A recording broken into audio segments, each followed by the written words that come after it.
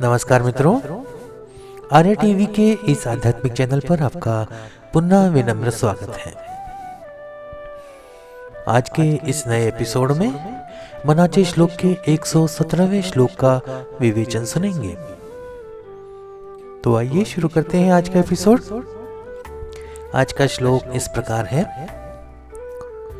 धुरुले करू बापुडे दैन्यवाणे, कृपा भाकिता दिधली भेटी जेणे, चिरंजीव तारांगणी प्रेम खाणी, नुपेक्षी कदा देव भक्ताभिमानी। मराठी भावार्थ ऐकूया। मनुष्य जेव्हा अत्यंत नम्रतेने दैन्यवाणे आणि श्रद्धेने देवाकडे प्रार्थना करतो तेव्हा देव त्याच्यावर कृपा करतो। जसे ध्रुव बालकाने आपल्या नम्र आणि साध्या स्वभावाने देवाला प्रसन्न केले आणि देवाशी भेट मिळविली, तसेच साध्या मनाने प्रार्थना करणाऱ्या प्रत्येक भक्तावर देव कृपा करतो। देव हा तारांगणात आकाशातील ताऱ्यांमध्ये चिरंतन राहतो, प्रेमाचा साठा असतो आणि भक्तांचे रक्षण करतो। भक्तांवर प्रेम करणारा देव त्यांचा कधीही तिरस्कार करत नहीं, कारण तो भक्तांबद्दल अभिमान बाळगतो। हिंदी भावार्थ सुनते हैं।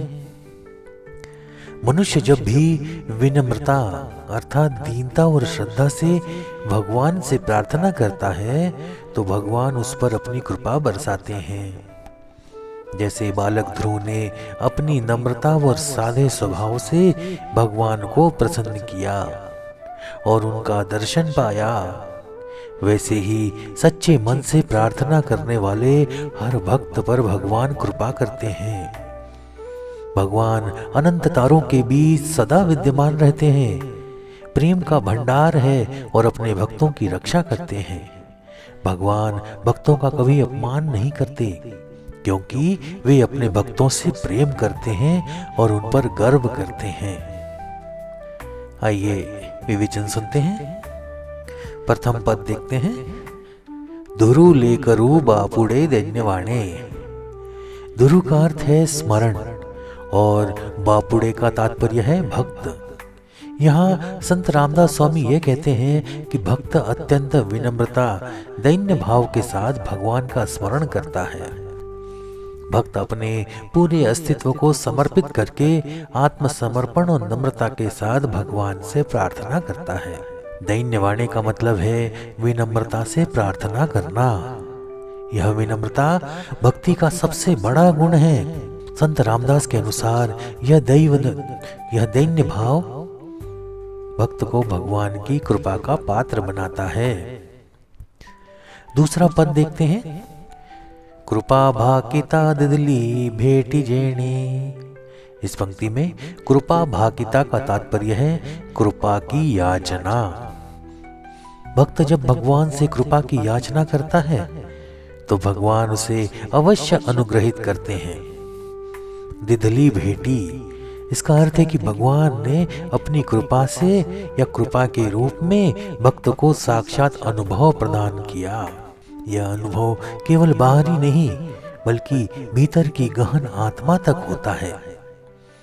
जेने का तात्पर्य है जिस कारण।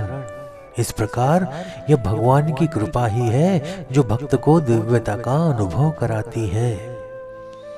तीसरा पद देखते हैं। चिरंजीव तारांगणी प्रेम खानी। चिरंजीव का अर्थ है अमर। भगवान का प्रेम तारांगण तारों की दुनिया के समान असीम और अनंत है।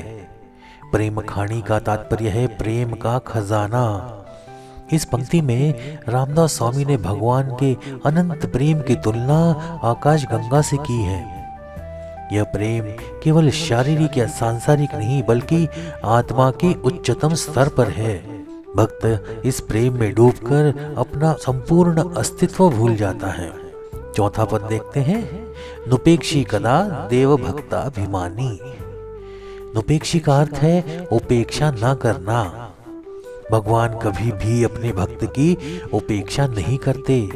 भक्ताभिमानी, इसका तात्पर्य है भक्तों पर गर्व करने वाला भगवान। यह पंक्ति दर्शाती है कि भगवान अपने भक्तों के प्रति सदैव संवेदनशील रहते हैं। वे उनके दुखों को हरने के लिए तत्पर रहते हैं। भगवान का यह भक्ताभिमान दर्शाता है कि भक्त और भगवान का संबंध आत्मीय और अटूट है। इस श्लोक में सबसे पहला महत्वपूर्ण तत्व दैन्य भाव है।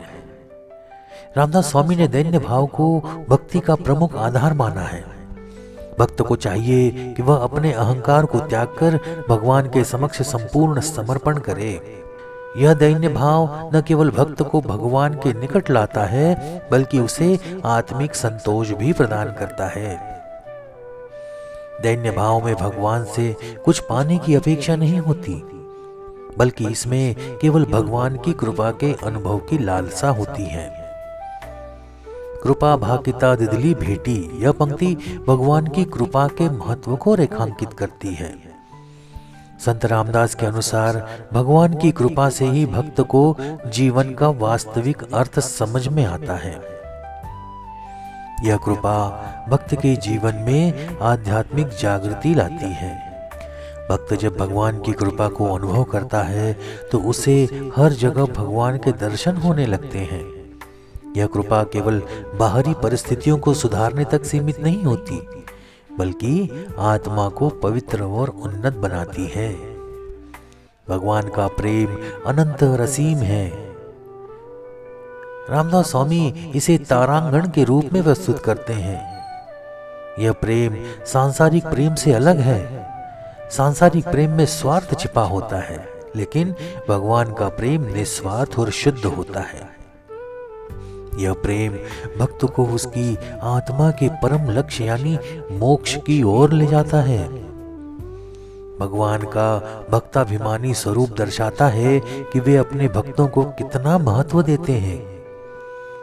भगवान अपने भक्तों के समर्पण और विश्वास को कभी व्यर्थ नहीं जाने देते।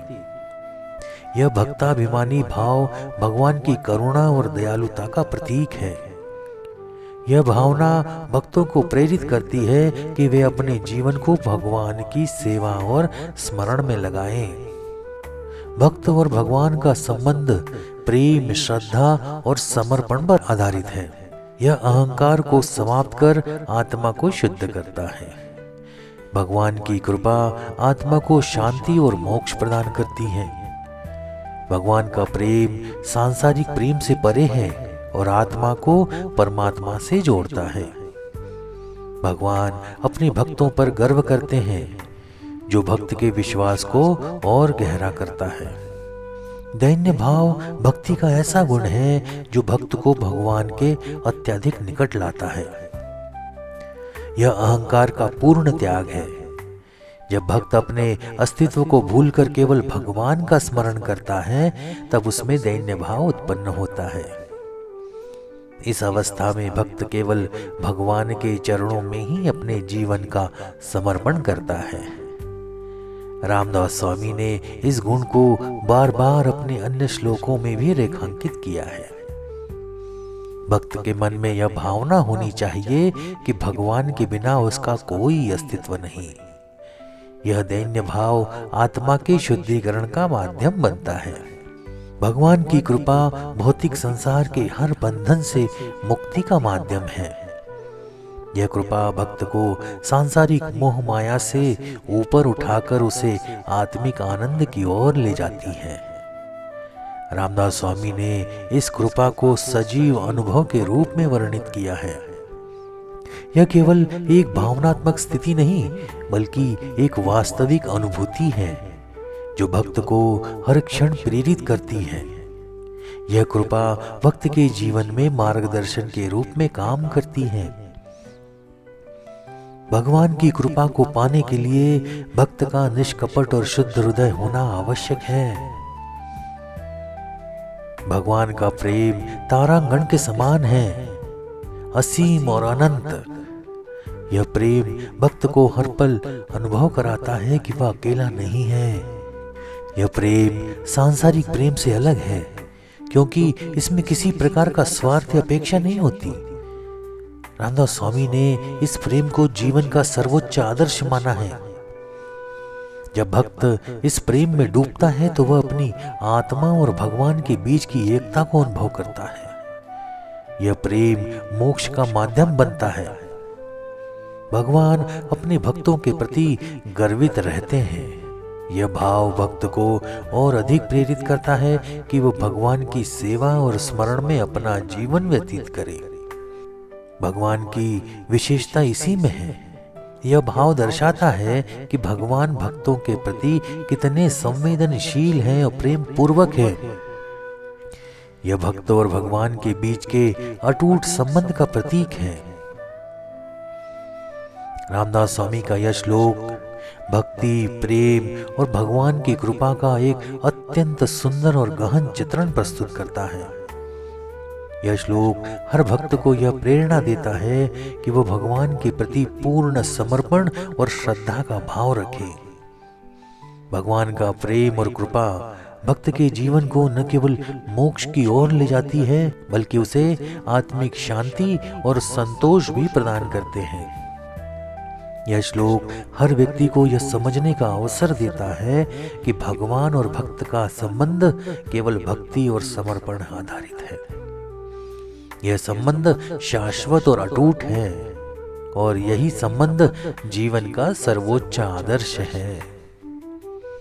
तो आज का विवेचन अपन यहीं समाप्त करते हैं। मिलते हैं एक नए एपिसोड में नए श्लोक के साथ, नए विवेचन के साथ।